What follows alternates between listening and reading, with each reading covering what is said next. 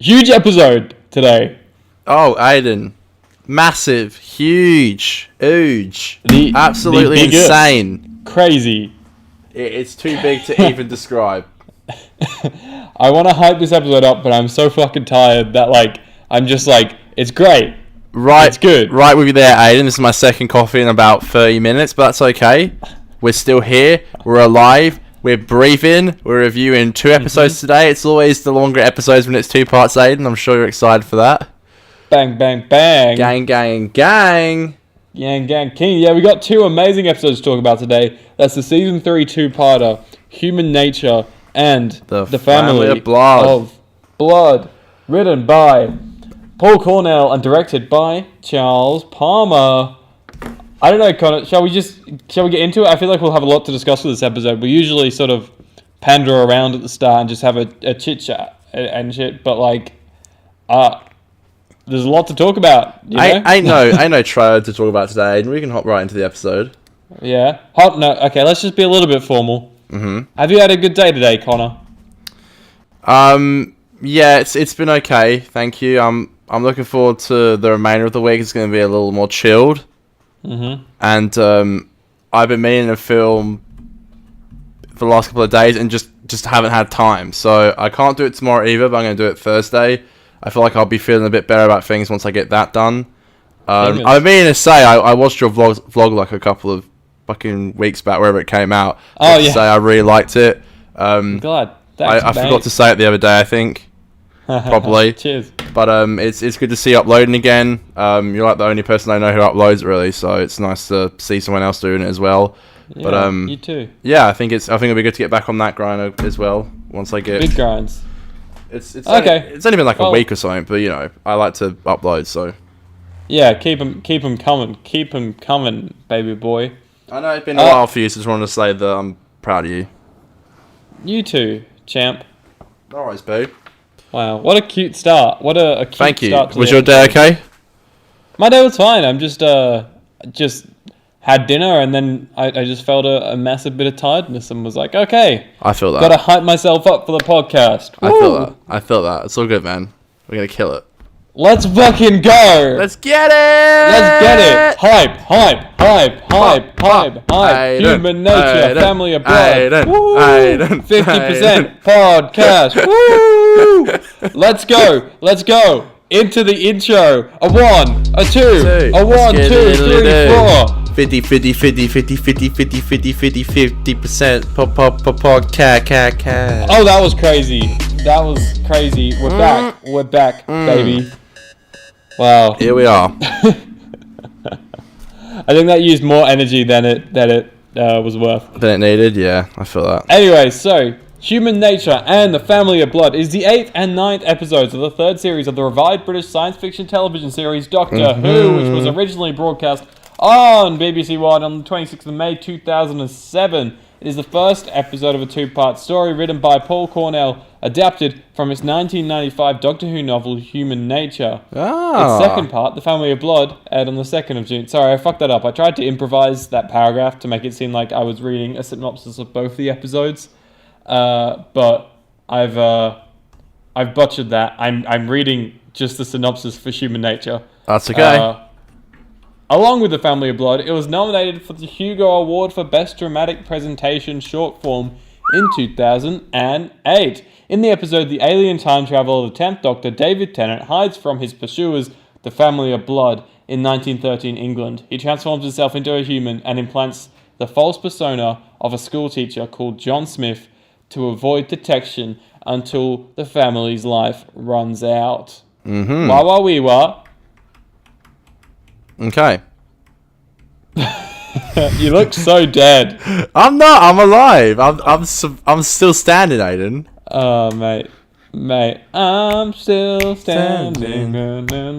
It's actually a year today since I went to see Elton John. It was December 1st, 2019. So I'm feeling a bit depressed about there not being concerts or anything happening anymore. So luckily this episode cheered me up the other day. Are we jumping straight into it? Are you done with synopsis? Let's fucking go. Give it hype. Now, hype. Are we talking about both in one? Or am I just I'll be going to honest, do... my notes are pretty rattled and just all over the place. You Alright. can do it however you like. I'll just jump in and... Alright. yeah, sorry, listeners. It's probably more convenient for you if we do it in order, but we're just not capable of that on this program. I will try my best to do it in order. Well, so first of all, I watched this episode on Saturday. I had just finished shooting my other show with Daniel, and I was like, I got a really good episode coming up, the two-parter, the Human Nature, Family Blood two-parter. I've always fucked with this episode, so I was very interested to rewatch it this time, and I haven't watched it in such a long time.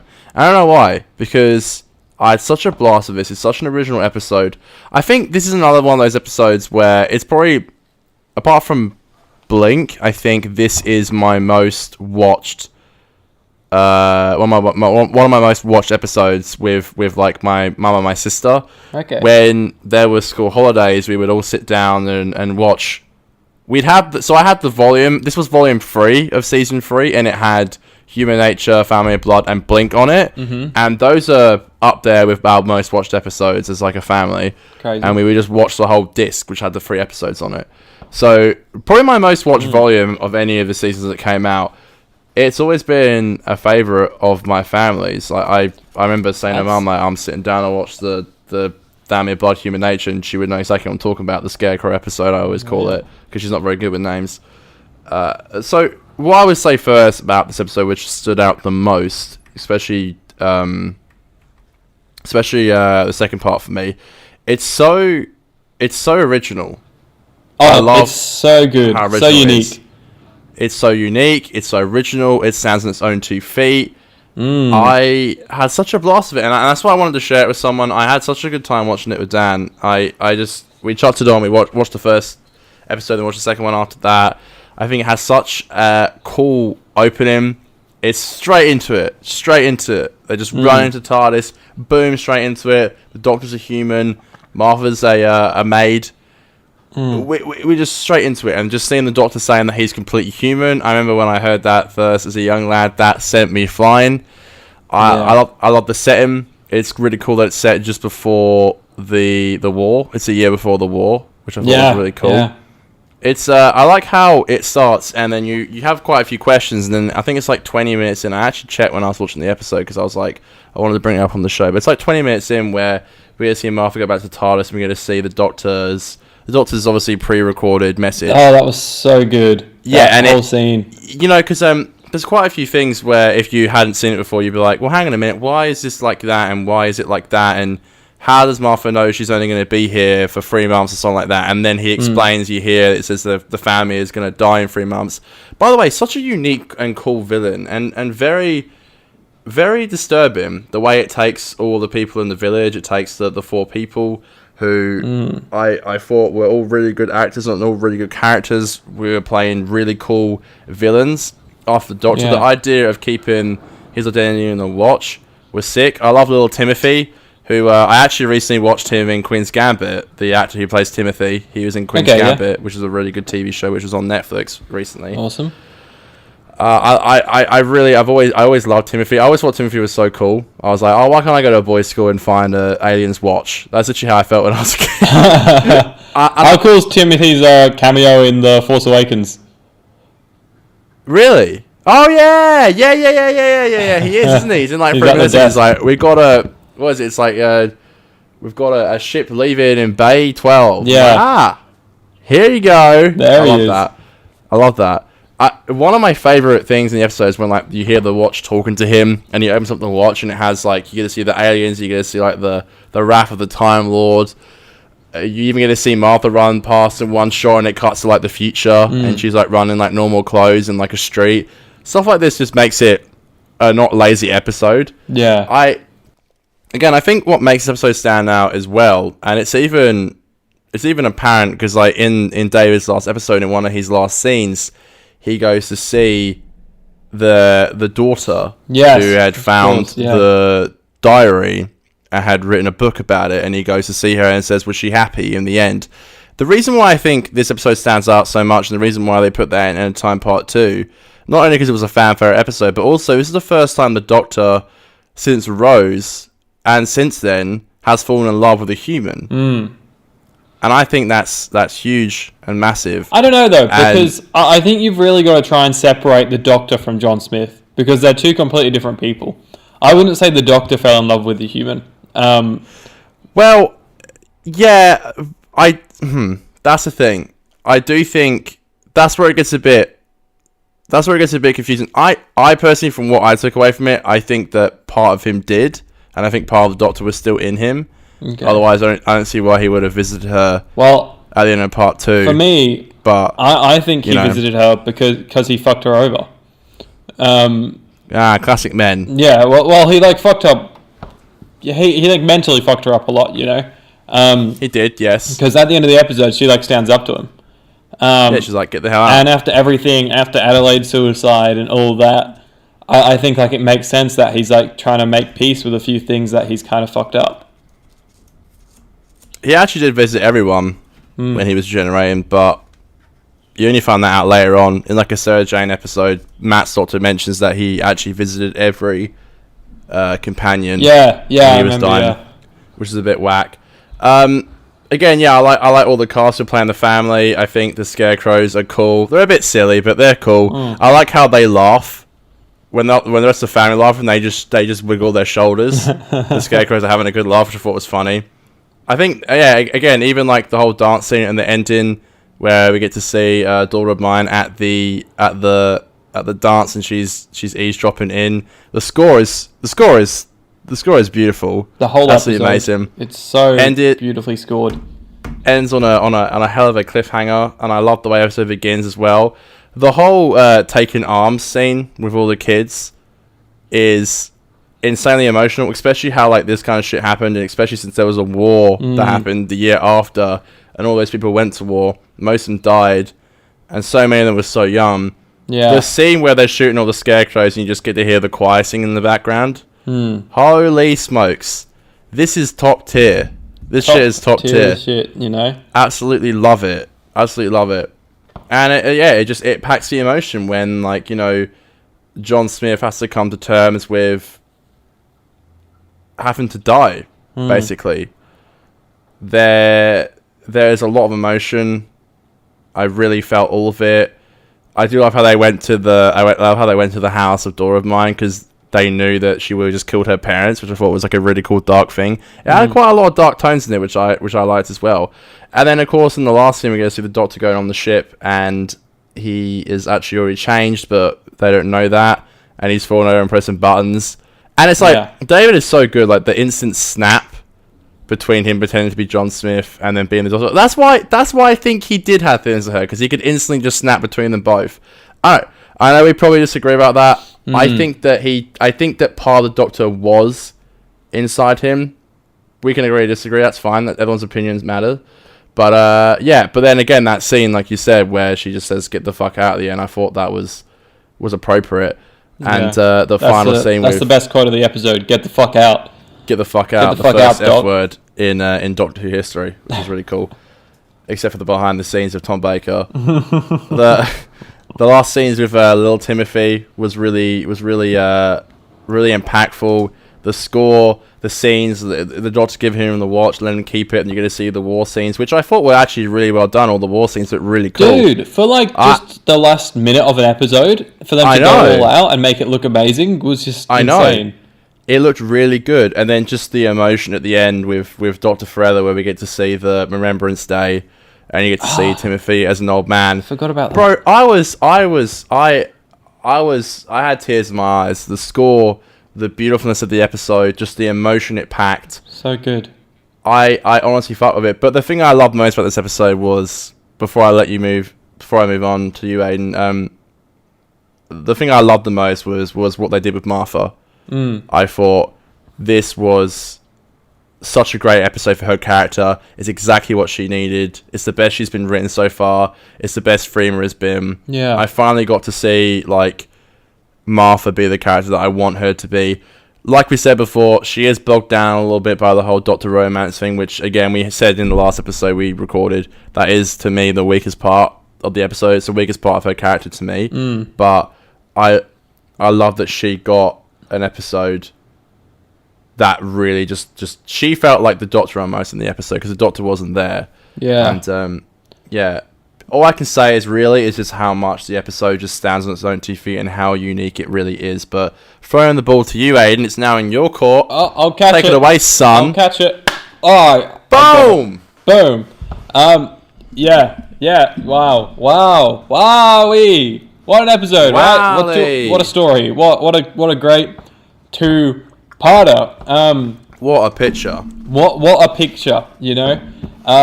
Fuck, man. Let's just start off by saying everyone in this episode, whether it's a cast member or a crew member, everyone knows how to do their job amazingly. And all of them are so talented at what they do, and they brought out so much out of the guest cast. It feels so unique in its direction. The production design looks fantastic.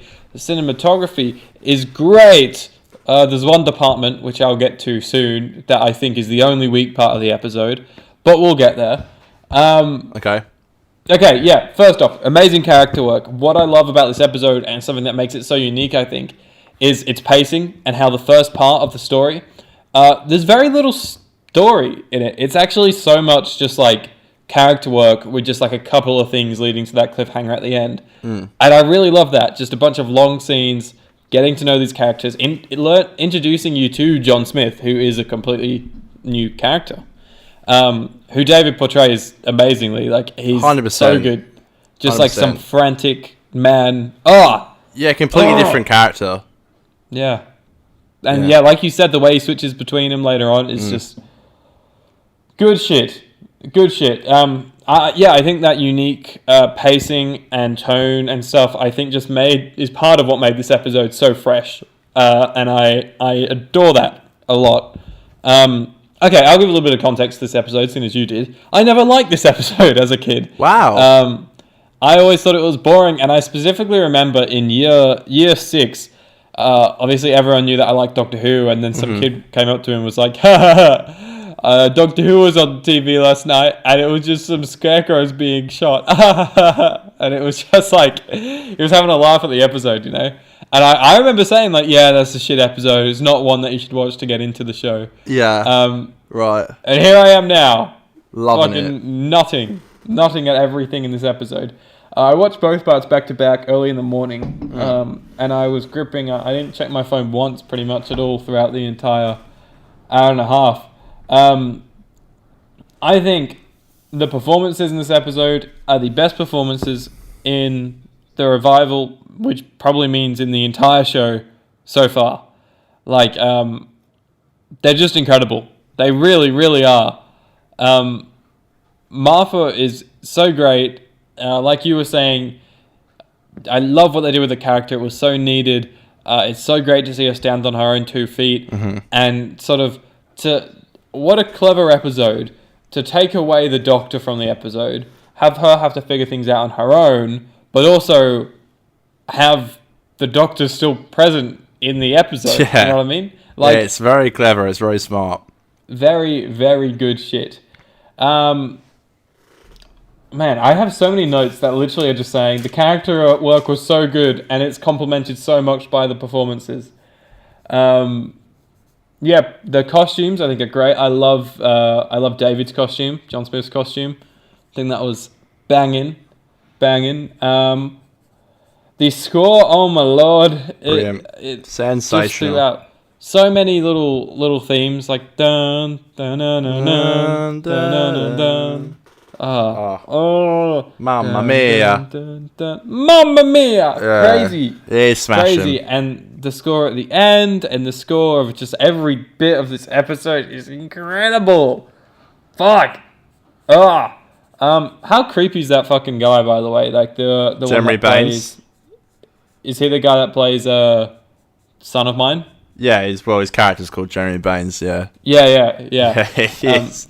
So good. And all like the Dutch tilts where it's uncomfortably close to his face as well, like complement that so I wonder much. if he's like that in real life, or it was just a really good performance. I Probably can't tell. a mixture of both. Literally. Okay, fun fact for you. This episode features the first appearance of the classic Doctors in it. Did you notice that? Did you pick up on it? Okay, so I'm guessing you're talking about the voices. No. So the hand-drawn pictures. Ah, I thought you were gonna say they were the people who were going like, oh, the Fury of the Time Lord, like talking through the watch. No. Oh, that book, by the way, sensational. Just seeing so many throwbacks later on as well. Amazing, just amazing. But yeah, so this was like a big one for the fans because it was the first time, one of the few times, sort of in this part of the Russell era, where they start to reference a lot of classic Who stuff, because it was sort of spent the first, especially season 1, and then season 2 got a bit more flexible. But the show was very much like its own show, with just like mild references to stuff in the past. Whereas now it's like, now we've seen hand-drawn pictures of the Doctor and stuff. So this appealed to a lot of people when this came out. Yeah, it's really cool. The ending is so tragic. It made me such a sad boy. I had a couple of tears. And it... just imagine. The guy is like having to kill himself. And just was not prepared for that 24 hours ago, you know? But now it is. Now it's happening. And bloody... what's her face? Joan, her like having to sort of let it happen and know that it needs to happen. And like we said, her character arc actually stands up to the Doctor at the end. Just incredible. I'd go around in circles with this just because I love this episode so freaking much. But it's a real tragedy at the end. It's real sad. Although something that does ruin the ending, it's just that Martha has to say like, "I love you." It doesn't. She could have said that and not elaborated on it. Because if she said, "I love you," then I would have just been like, "Oh, best mates," right? And they could have got away with that. And I love him, and I just met him, but... Yeah. Fucking hell. They had to draw so much attention to it, which I wasn't a fan of. Okay. So, you know how he sits down and recalls the 23 things? Yeah. I wonder, like, did he sit down and was like, "All right, Martha, you stay there. I'm going to record these things so you don't forget." that is one, I guess not really good for the week, but that is one of the things I did pick up on and always kind of have. Because, yeah, he is specifically talking about the situation, but the episode starts with such a, like, they don't have time. They're like, they're chasing us. They're locked onto us. We can't do anything. But yeah, and then like he sits down calmly. He's like, is this thing on? Okay. Hi, it's me. Number 1. Blah, blah, blah, blah, blah. Number 2. Yeah, literally. And then it's like 2 minutes later. Yeah. Like when he gets his fucking head blown up or whatever. Yeah, it is one of those things you just kind of let go, I think. Yeah. That thing where he gets his mind wiped is like fucking... powerful. David's so good in that, and it's so full on for Doctor Who, I think, showing that. I agree, and like going back to the whole video thing as well, I like how she's trying to scan through the rules, and it's like, what about falling in love? It's like you wouldn't even think about that, and even John Smith says like, what do you mean he wouldn't think of that? What kind of man is he? Like, why wouldn't he? And that's like, whoa, like you really do feel why the Doctor can never fall in love. Like you even get to see it with River later on. Because eventually it's like everyone that he loves dies, and because he just stays, he doesn't age really at all, apart from regeneration, you know. So, so many hard hitting scenes. So every scene matters in this episode, and I think that's what's so good about it. Every scene's so memorable. Which, you know, I mentioned before how I love that season 3's plot isn't just like you just hear a word. You obviously hear Saxon throughout season 3, but there's all these other things like Mysterious Man and things like that. The Mysterious Man coming in and they have that sort of exchange. Then you also have the Face of Bo scene. And this episode, working towards the finale, it introduces the Fog Watch, which obviously plays a big part in Utopia. Yes, I wrote that down as well, yeah. Which I think was just super cool for it to use. It's like, I remember seeing it in like Utopia, and it's only one episode later, but still. Yeah, we just have Blink and then Utopia. Yeah, seeing it in Utopia was like, wait, what? No way. Oh my god! I know you used to be able to get the prop. Always wanted one, never got one. Yeah. Did you watch the trailer for part 2? Yeah, me and Dan had a good laugh. We were like, oh my god, that shows so much. I didn't think it showed a massive amount. I thought it was well made.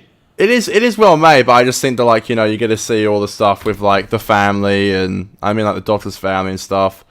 I remember watching it when I was young and thinking, oh fuck, I kind of wish I didn't watch it.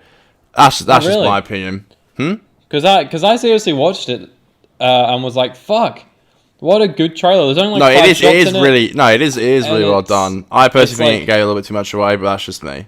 Interesting. I didn't think there was that much other than the fact that they survived the encounter at the end of the cliffhanger, which I think was pretty obvious. Which was. That scene though, where you get to see what kind of life he would have had if he stayed. So good. Mamma mia! Top tier Doctor Who. Mamma mia! Did you notice there was like a fuck ton of grainy shots here and there? Like no, in particular when the rope snapping on the piano, the shot is so fucking grainy. Yeah, what I said to Dan was I think they obviously just didn't film it in the right fraps, and then they just slowed it down. Yeah.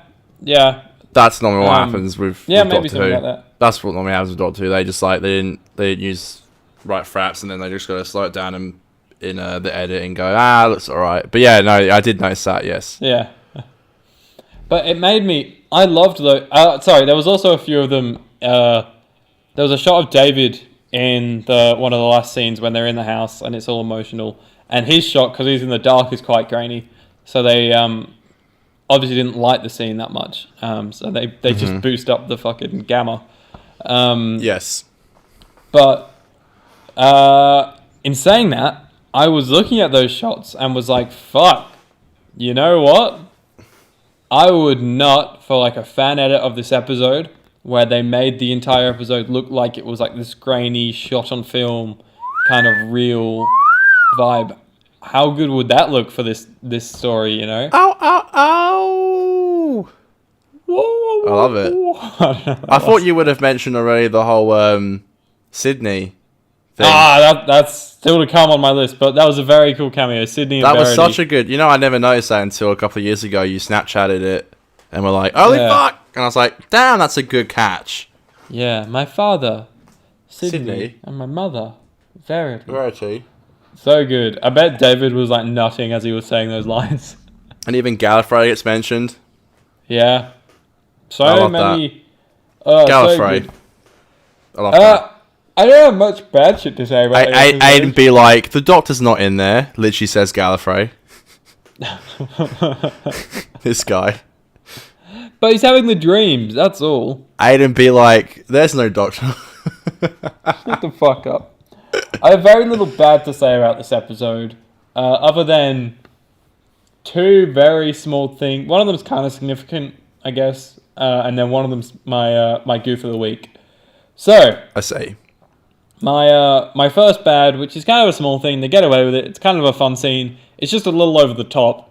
It's just the ball throw thing. It's just so unrealistic, and it was the ball. What? Sorry, the whole. You know when he throws the ball, the cricket ball. The ball. Yes. And it's so and like it's the for milk such a cans grounded and all story. the poles.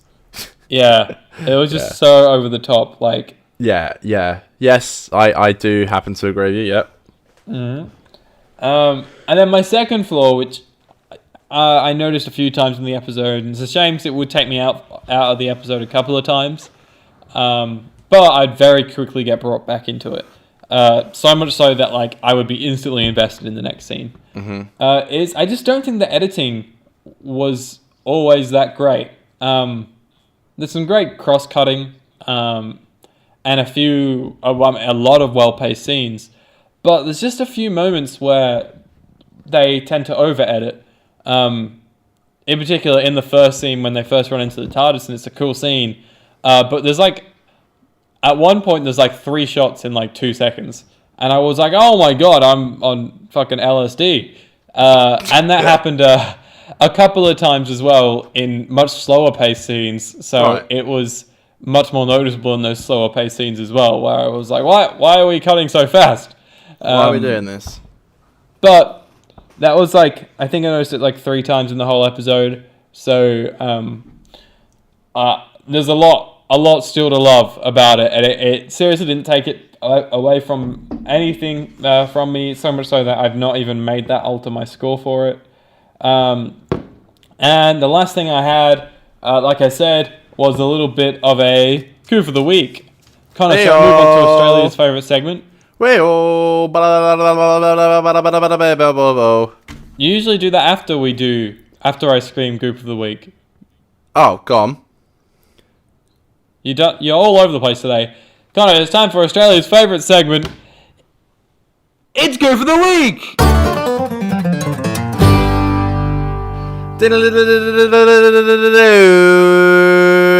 Pingers! So, my Goof of the Week was just a kind of filmy thing. There's a scene in... Actually, it's a shame. It's that very scene when he's talking about Verity and Sydney, and he's fixing up the scarecrow. Yes. You can tell, because I looked at the sky for this to try and get a gist of why this happened. And there was a lot of like cloud cover that wasn't even when they were shooting. So I think it was like going dark very quickly, and then all of a sudden the clouds would go away from the sun. It would go bright very quickly. So I think they were kind of a little fucked with the lighting. And the scene, the shot of David saying those lines, the lighting's so direct. You can tell like they've been pushed for time, and a cloud has just covered the sun, and it's just blocked everything out. And they're like, "Fuck, just get a light," and they've just not really like. It doesn't look right. The lighting looks really unnatural on him. Really noticeably so. Like if you watched it now after I said that, like you'd really pick up on it. Right. But I made an effort to look at the sky afterwards just to be like, I bet this is fucking why that happened. And you can tell the cloud cover is just like so rough. I see. Yeah, that's my goof. Not really like it's just like a small goof, I think. It happens. It happens, you know. Connor, do you have a goof? Ooh. I do not. You don't? Sorry. I do not have a goof of the week. Apart from I actually was just going to say, I guess from a story standpoint, the whole doctor sitting down making the video thing. Apart from that, no. Didn't catch up on anything. Okay, well, good thing for you then, because TARDIS Wiki has quite a few. Ah! There's a few funny ones and a few just kind of chill ones. This one's kind of funny. Joanne puts her stethoscope in her ears backwards when listening to John Smith's Single Heart. That's kind of funny. During the shooting class outside at 25 minutes and 28 seconds, you can see a bus drive by in the distance. When John Smith throws the cricket ball to stop the baby carriage from reaching where the piano is going to fall, the rope is revealed snapping just seconds after the ball has left his hand.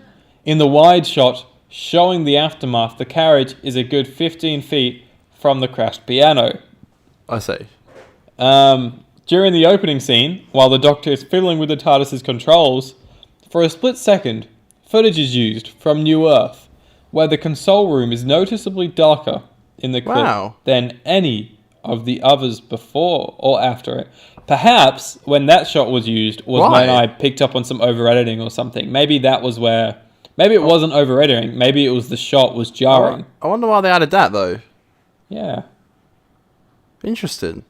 Yeah, they must have just felt like they needed some stuff, and maybe the second unit didn't get enough coverage or something like that. Yeah, quite possibly. That sounds about right. Okay, so that was all in Human Nature. And Family of Blood. When Phillips is disintegrated, it pauses for a second, and then he fully dies. As the Scarecrows advance on the school to do battle, the scene cuts to Sister of Mine looking out of a school window, and there is clearly heavy rainfall outside. However, when the scene cuts back to the advancing Scarecrows, it is a clear night. That kind of thing happens a lot in Doctor Who, where you just see like a bit of rain. Bit of rain, yeah. In the reverse shot, there's no rain. Yeah. It's rainy and cold in Cardiff, folks. Yeah. Man, that Scarecrow scene is so good, though, when they're walking into the school and they're all just shooting. Brilliant scene. And then the kid walks out. Oh, hold on. This is a point that we haven't spoken about. Mm-hmm. The ending of the villains. how dark the ending is for him, where the Doctor makes them live. I love it. I love it. Good. So Fuck. good. So good. The unbreakable chains, the star, the window, the mirror, That's so and the spooky. scarecrow. I'd love, it'd be kind of hard for them to do it now, but like an episode about like something in the mirror. I love that. Yeah, because they say he visits her every year. Yeah. Once every year. And I love that it's like maybe one day he'll forgive her. And they even admit they're like, he was trying to be kind. Yeah. That shot where like the Doctor's just looking down after they all fall on the floor after the explosion, and he just looks down, you're like, Yeah. the wrath of the Time Lord. Holy smokes. He's the Time Lord victorious, that's for sure. Good Lord. Connor, that is the end of Goof of the Week for this week. Would you like to move on to Australia's second favourite segment? Oh yeah, let's do it. Boom, boom, Ladies and gentlemen, boys and girls, it's time for Behind the Scenes.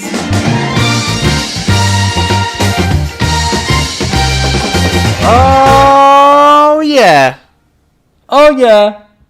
Give me the tea, Aiden. Give me the tea. I'll give you some tea. It's not like juicy. It's not like a Gareth Roberts episode tea, you know. I see. But there is some tea here. So Human Nature was Paul Cornell's fifth original novel. That's what this was based off of. Mm-hmm. So that's fun. The physical prop of John Smith's journal notebook was created by artist Kellyanne Walker and incorporates text provided by writer Paul Cornell. Much of the episode was that's that, which is just cool that they actually made the book. You know, I wonder how filled in that book was. I think you could buy one, but I don't know how detailed it actually was, like writing wise. Yeah, but I know you could buy like a prop replica of it as like a little toy. It's pretty cool. Pretty nifty. It's pretty sick. I love that book. Here's another little fact for you. The Doctor lists off 23 directives, much of which is sped through in the episode, is presented at normal speed in a deleted scene released on the BBC DVD. Okay. In place of the non-existent unheard requests, David Tennant breaks the fourth wall to speak about a love for the House Martins, and also talks nonsense to pad out the time before returning to character for the 23rd and final directive. Wait, so he said what about the House Martins? He talked about a lot of love for it. David Tennant did? Yeah. I see. Yeah. That's really cool. Yeah. Yeah, so that's in the deleted scene. Another instruction about not letting Smith eat pears appears in both the deleted scene and in the novel Human Nature. Yeah, the Don't Let Me Eat Pears thing was pretty iconic. I remember like old school YouTube, that was like a pretty big thing that was going around. Yeah. David saying, don't let me eat pears. And I always thought it was a bit of a throwback when Capaldi says it in his last episode, in his speech, because he says never ever eat pears. Never eat pears. Yeah. Which is pretty dumb, but still. Yeah. Fun fact, the wedding scene and the Remembrance Day scene were shot at the same memorial. So they would have killed two birds in one stone and just did a bit of set dressing for that. Makes sense. So that's cool. Yeah, that's it. Yeah, I mean, I wrote down this as you were talking. I do like how Joan says Martha's right about one thing. John or the Doctor wouldn't want those boys to fight. I thought that was a really good thing that she said. I wrote down about the book. I think it's so cool. Mm-hmm. When I saw that as a young lad, it really sent me. I thought it was really sick. The drawings are awesome. Oh, we get to see Rose in it, and he says she seems to disappear. Oh, that was great. Which I loved. It was really cool. For some reason, I wrote hands down, and I can't remember why, but that's okay. Hands down. No, I wrote hands. I wrote hands, and I can't remember why. It was probably a code word for something, and I totally forgot. I remember when I was writing, I was like, well, I forget what it meant, and I did. I do want to just say, Joan, played by Jessica Haynes, I recently watched Spaced with Simon Pegg, and she stars in it with him, and she also writes it, and every episode is directed by Edgar Wright. And oh, really? Yeah, there's 14 episodes. I watched it like 2 months ago, something like that. Absolutely That's loved sick. it. It's got Simon Pegg, Nick Frost. It has Jessica Haynes in it. And Simon and Jessica wrote it together, which was really cool. And what I love about that show is that like they just made a script, and they wrote it, and they got to make it. They got all their friends in it, and it's such a great show. It's only 14 episodes, so like I highly recommend it to everyone. I was talking to someone who watches the show, our show. I was talking to her about it the other day because she's the only person I know who's watched it, and it's on Stan. And so if you ever get a chance, I highly recommend it. It's like it's like a geeky ass show, which I love, and it was really cool. And yeah, every episode is directed by Edgar, which I thought was really cool. That's really what tickles my balls. You know, I love me some Edgar. It's classic. It's classic Edgar. It's like that's the TV show that inspired them to make Shaun of the Dead, which you can see in one episode. You can see what inspires them. Last thing I want to say is, and it doesn't really tie into this episode, and I'm sorry for bringing it up because it is to do with 42, but okay. I guess it kind of does deal with the Doctor kind of changing, but I do love, and I've got to say this, I do love in the last week's episode in 42 when the Doctor's almost dying. He says to Martha, "I need to tell you something. When I die, this thing happens." And she's like, "Oh yeah." She's like, "No, don't. You're not gonna die. You're not gonna die." And I was like, "That's pretty cool." I like that's the first time he really kind of mentions regeneration, and he kind of does. He kind of is a different. He is a bit of a regenerated Doctor this episode, you might say. So excited to watch the final. That is very cool. Very cool little thing. Utopia is very Blink jazzy. And then the finale. Wowee. I know, isn't that cool? No, it's a shame we're both a little tired and we kind of sped through that quite quickly, you know. Yeah, I'm hoping in the new year to I'm thinking of doing my other podcast with Dan once a week instead of 2, and focusing more on making that show into one great episode per week, because I was feeling a bit stressed out with that, and I seem to be doing like one vlog every 2 weeks, which I'm really happy with, and because I don't want I feel like my health is affecting my performance on the show at the moment, so I also want to, in my own personal life, look after that. But I don't even just mean it mental, I mean like my physical, like eating better and being healthier. 100%. I really want to get onto that because I feel like it's really starting to affect my performance in the shows that I'm doing, and I got some cool stuff planned for 2021, and including this show. I'm very jazzed and excited to get into it. And, it's gonna be big. It's gonna be big, yeah. I mean, this show is really important to me, and I want to continue to put my all into it, which means I have to make some cool changes in my personal life, which scares me, but also excites me. Aiden. Aiden. Speaking of crazy, putting a lot into this show, in the next couple of weeks, Aiden is gonna sound less shit. Because he's got an actual podcast mic on the way, not just apparently I record into a shotgun mic, which is obviously a good microphone. And if you're just hearing it on its own, it's pretty good. But there's two things. Is one, it can be a little quiet in contrast to Connor's mic a lot of the time, so I have to boost it up, which means it peaks a lot more. Whereas with podcast mics, you get a bit more of like an all-rounded sound. And then two, it'll sound the same as yours, because right now, because I'm using a directional mic inside a relatively large room, it's like the sound is slightly different. Whereas because you're using an omnidirectional mic, the sound is like a little different. I don't know. This is just nonsense about sound and stuff, but it's going to sound a little more consistent. Because your sound's so good, mine often sounds quite shit. Yeah, they're these Blue Yetis for like the price you pay. The sound quality is like insane. It blows my mind, and you can download a free software like I do, like Audacity. I use Audacity. Never had a problem with it. Free software, perfect. does everything I need it to do. No complaints from me at all. I think they're fantastic, quite frankly. Good shit. So hopefully we can, because there's only 30 more days of this year left, which is insane. And hopefully we can start 2021 off with a bang for all of you who watch the show. God bless you all. We are very thankful. And hopefully we can both get our health in order, Aiden, so we're not so fucking tired all the time. Yes. I feel like hopefully we can get our health in order a little bit better.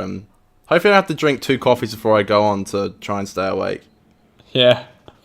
I think what doesn't help is because our schedules are so tight at the moment, having to shoot these episodes back to back. So the 2 episodes a week at the moment, Connor and I shoot one on Monday and one on Tuesday night.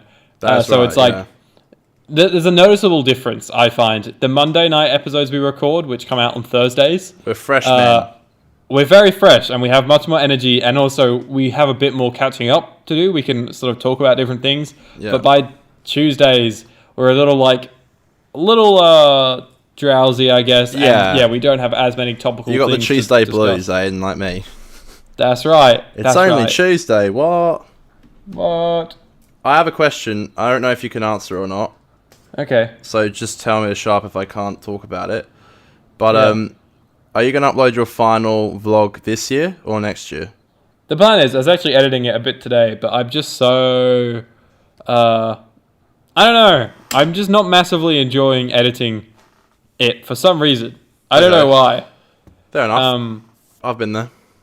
I'm feeling inspired by some slightly different content at the moment, which is actually what I want to be going down with my channel. Well, that's why you're postponing the vlogs for now, then. Yeah, really, yeah. Yeah.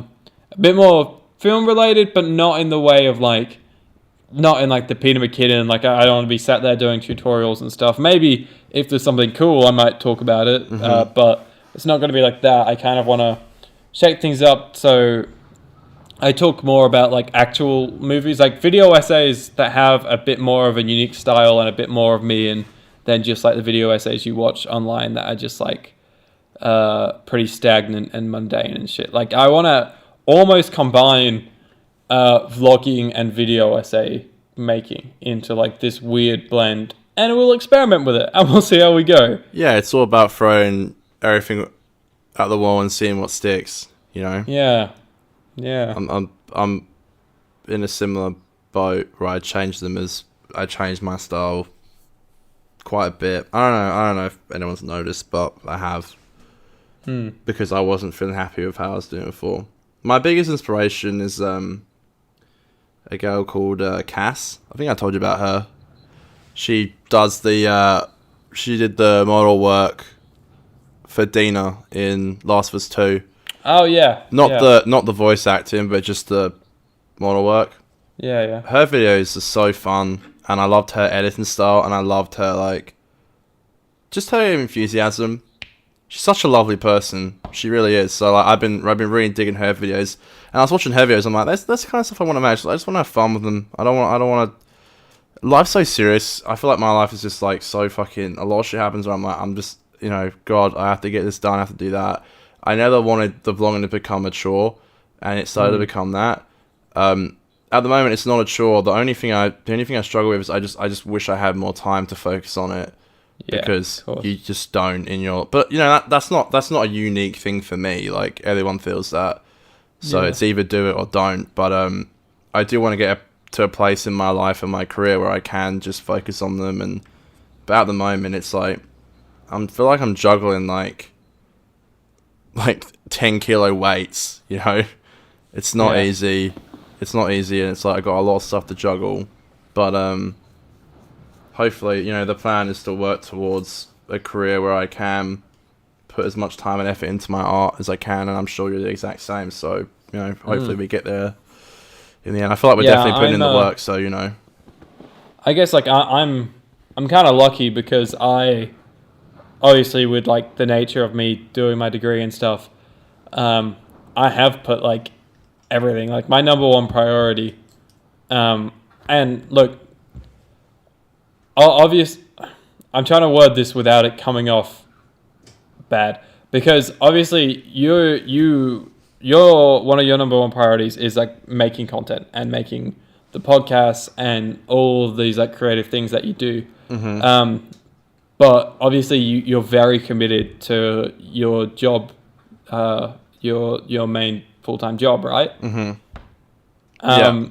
it might not be your number one priority, but it's something that you do have to show up to every day. Yeah, legit. Yeah, you're not Whereas for me, I've been lucky enough to be able to sort of replace that with my degree, and that's something like I'm at uni like every day, and then I do my shitty part-time job on the side, and that's like a thing where I can easily book time off. I can swap shifts and stuff. Yeah. So that is definitely like my lowest priority. So I'm you're not able wrong. to put all of my like active hours into filmmaking and stuff. So whilst I'm not making like the content, like the YouTube content that would be cool to make, I'm just in a lucky standpoint where I'm still managing to make other things on the side. Yeah, I'm glad you see it that way, because it is a constant struggle of mine, and I feel like I'm getting better at it. I mean, obviously, because now I'm actually making content. I wasn't before, but and I think my mental state has just been getting better, which is nice.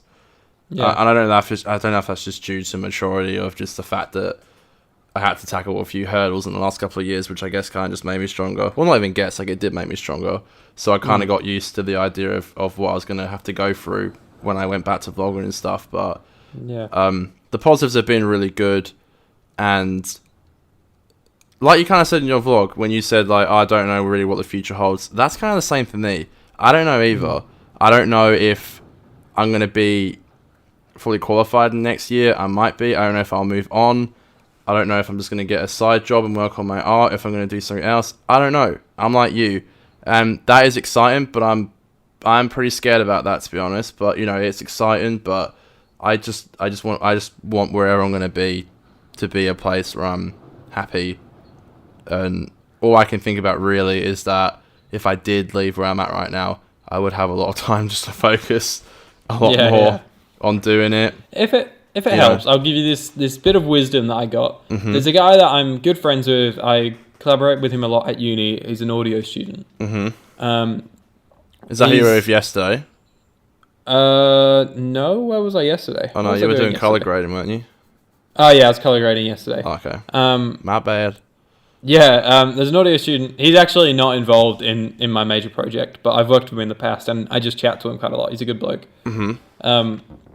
And he was sort of pitching to me something for post my degree, after my degree. Not a project, just sort of it doesn't matter. But he was pitching something to me, and I sort of conveyed some of my hesitances towards this idea.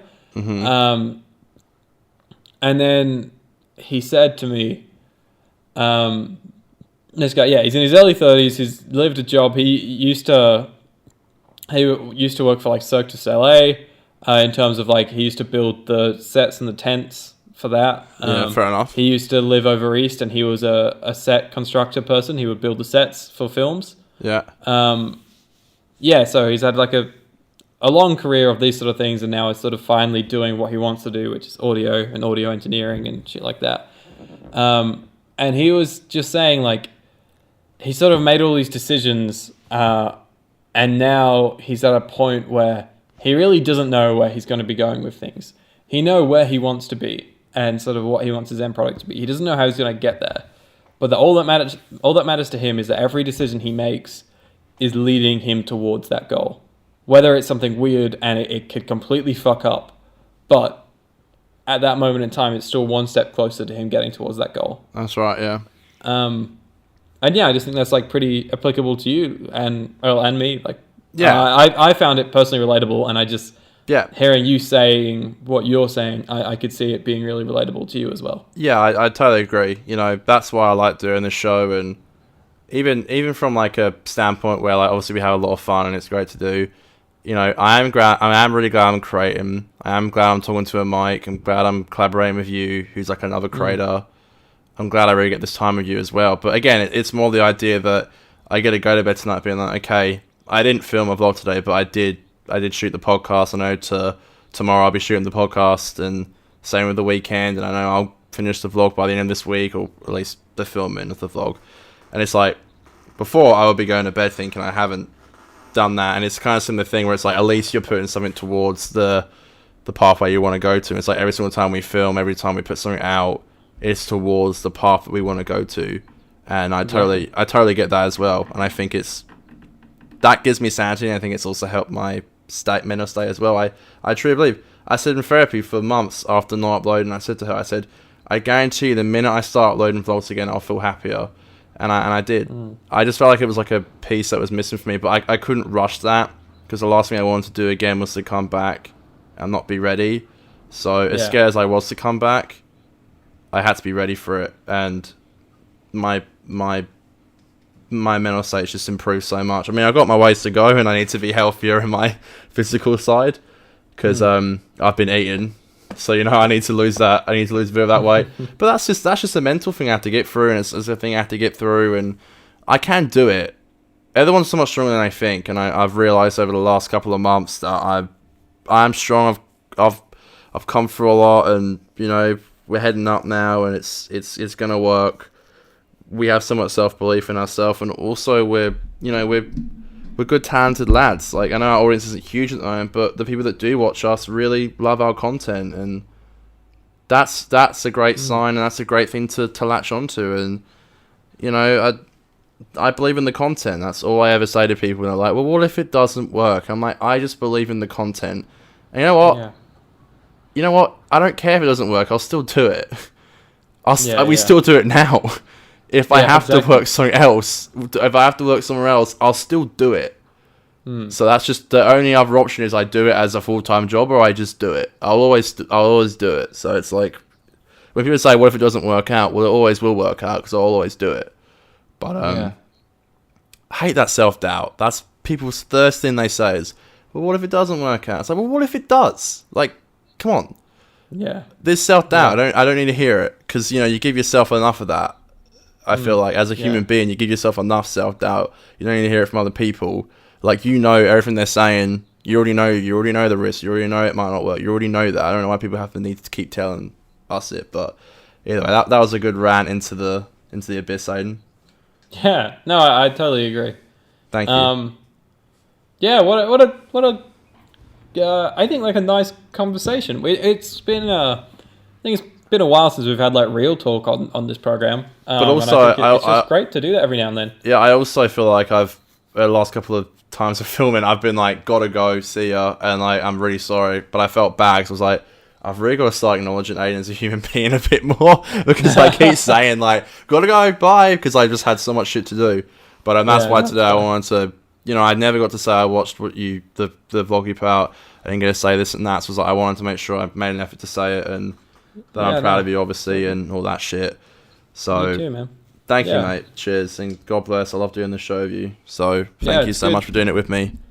It's good fun. I think for an episode that you could probably tell that, maybe we weren't in the most hyped of moods and stuff like that, despite our best efforts, I think it's good to open up like this every once in a while about these sort of things.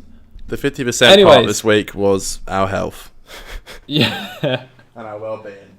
Shall we finish on an absolute banger of a high note, Connor? Mm-hmm. Yeah. Yeah? Uh-huh. It's our ratings time, boy. Mm-hmm.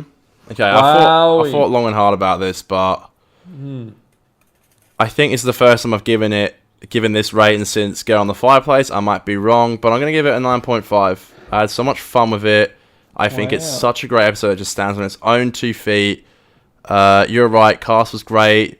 Guest cast was brilliant. The score, the writing, the directing, I loved it. I thought it was brilliant. And the ending was just so beautiful. It's the most I've enjoyed an episode, I think, since we started the show. I really think it's the most I've actually sat down and been like, holy fuck. Like, when I hear people say I've heard people say my whole life that Doctor Who's just a child show, it's shit. I see episodes like this and I'm like, hell no, it's not. This is brilliant. This is top tier. So yeah, it's pretty high. I know I was contemplating giving it a 9, but I haven't enjoyed an episode like this in so long. So this is some top tier Who. Don't think it deserves a 10, but 9.5.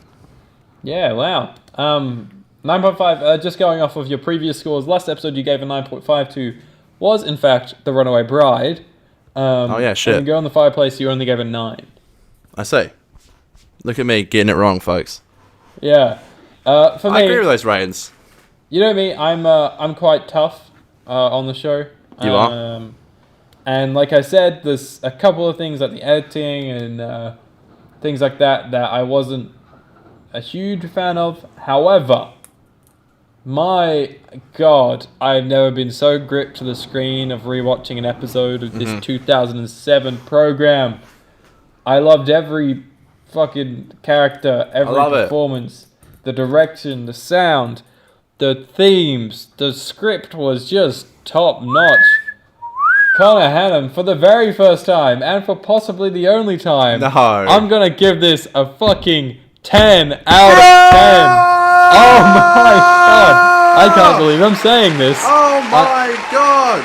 It's so bizarre as well. What's going on? Because I do have that slight thing where I'm like, the editing isn't perfect, so I'm like, does that incline me to give it a 9 or a 9.5? But it just didn't hinder my enjoyment of the episode at all, and for that, just is a testament to the performances, the script, and every other brilliant aspect of it. So round of applause for a 10 out of 10. Wow, look at you go. That's crazy. Wow. That's putting me Aiden's last one for a bloody long time, folks. Yeah, there's only one other episode I think could get this. Yes. But in saying that, I don't think I ever would have thought that I was going to give this episode a 10 out of 10. So I don't think I give it that high either. For not myself, 9.5. I don't think I give it a 9.5 either. But I had so much fun rewatching it. It was such a blast.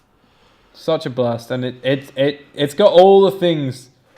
Kind of all the things you love about Who. Like, it's not like a crazy sci-fi, it's not like got the Doctor in it heaps, but in terms of like themes, like its thematic values, but also like the emotional range it has in there of like, it could be fun, it's got some great seriousness, it's got like some good drama, and then the emotion at the end is just like so good. It's all that stuff you want from Who. I totally agree. So we only have 3 more episodes, Aiden. We've got Blink, we've got Utopia, and then of course we've got the 2-part final, Sound of Drums, and Last of the Time Lords. So we've got 3 more of season 3, which is weird because we've gone through it so quickly, but we have of course been doing 2 a week, so that's why. But and then to wrap it all up at the end of the year, we've got Voyage of the Damned, and then you'll be getting our review for Revolution of the Daleks coming out Jan 2nd for Australia. Can't wait. What a great day, Jan 2nd. Oh, also, I can't wait. You can tweet at us at 50Doctor for a chat. Can be Doctor Who related, can also be un-Doctor Who related. If you relate to our sort of creative, darker conversation that we had, feel free to talk about that with us as well. You can also tweet at me at Greenie_Pro. You can tweet at Connor at Hannum Connor. You can hit Connor up on the YouTube that we were just talking about at Connor Hannum, and myself at Greenie Productions. Oh yeah. Crazy times. We've done it. Connor, shall we sing our way out of this episode? We sure can. Like usual. Aha. Huzzah, here's my ruler. There we go. Alright, you ready, Aiden? I'm fucking always ready. On a 1 and a 2 and a skilly-diddly-do. It's Aiden and Connor's podcast. They're doing Doctor Who reviews. Doing Doctor Who reviews.